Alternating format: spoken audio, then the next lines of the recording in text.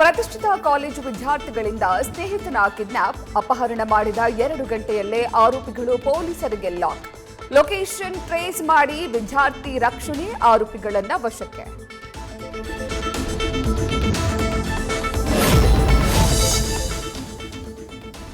ಎರಡು ಬೆಕ್ಕುಗಳ ನಡುವಿನ ಪಾರ್ನಿಂದಾಗಿ ಮಾಲೀಕರ ವಾರ್, ಮರಿ ಹಾಕಿದ್ದಕ್ಕೆ 2 ಮನೆಗಳ ನಡುವೆ ತಿಕ್ಕಾಟ.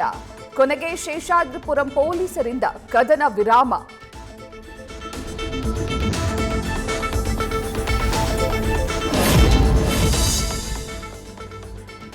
ಪತ್ನಿಯನ್ನ ನೋಡಿ ಬೊಗಳಿದ್ದಕ್ಕೆ ನಾಯಿ ಮೇಲೆ ಹಲ್ಲೆ ಮಾಡಿರುವ ದೃಶ್ಯ ಸಿಸಿಟಿವಿಯಲ್ಲಿ ಸೆರೆ. ಮಾದನಾಯಕನಹಳ್ಳಿ ಪೊಲೀಸ್ ಠಾಣೆಯಲ್ಲಿ ದೂರು ದಾಖಲು.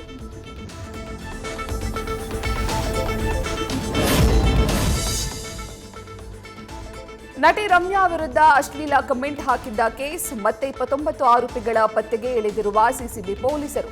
ಎಸಿಜೆಎಂ ಕೋರ್ಟ್ ಸೂಚನೆಯ ಹಿನ್ನೆಲೆ ಮತ್ತೆ ಪೊಲೀಸರಿಂದ ಸರ್ಚಿಂಗ್.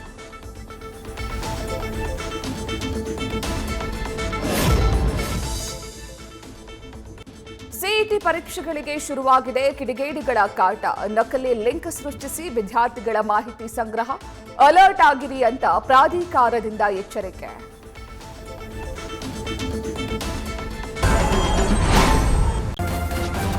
ನ್ಯೂಸ್ ಫಸ್ಟ್ ನಿರ್ಭೀತಿಯಿಂದ ನಿಮ್ಮ ಪರವಾಗಿ.